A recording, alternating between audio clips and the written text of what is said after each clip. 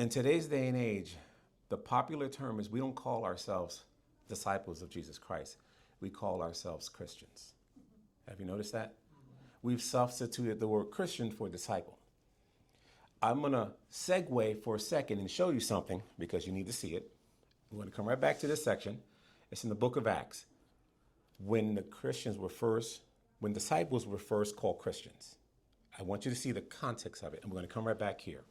Starting at verse 19. I want to read the context so you understand what happens. Now those who were scattered because of the persecution that arose over Stephen. Stephen was in the book of Acts, he was a deacon who was martyred because of his faith in Jesus Christ. And this is where the Apostle Paul was known as Saul before he was born again. He was a part of the persecution of the early church in Jerusalem. The believers in Jerusalem, because of the persecution, they left Jerusalem. They went to other countries. And this is what it's saying. Now, those who were scattered because of that persecution that arose because of Stephen, they traveled as far as Phoenicia, Cyprus, and notice the city, Antioch. It's going to come back up. Speaking the word to no one except who? They were only speaking to the Jews, the gospel. No Gentiles, they're only sharing it with Jews. But there were some of them, men of Cyprus and of Cyrene, who were coming to Antioch. Remember I said it was coming up. They spoke to the Hellenists. These were the Greeks. Also, they preached the Lord Jesus Christ. So now they spoke to some Greek-speaking people. They weren't Jews. And they proclaimed the gospel to the Greeks in Antioch.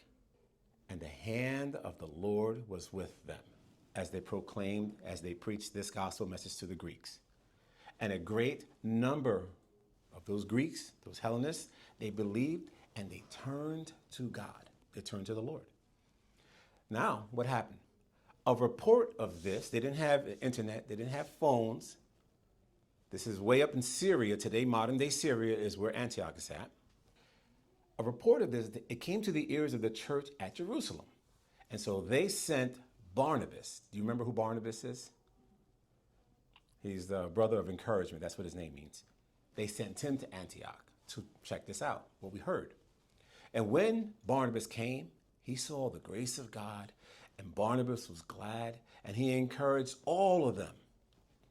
Not Jews, these are Greeks, believers now. He encouraged all of them to remain faithful to the Lord with steadfast purpose. God's got a purpose for their lives. I want you to remain faithful to God and his purpose for your life in the gospel.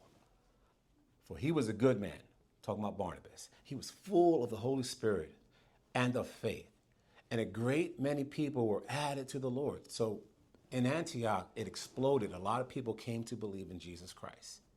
And he verified and he was encouraging them to remain faithful.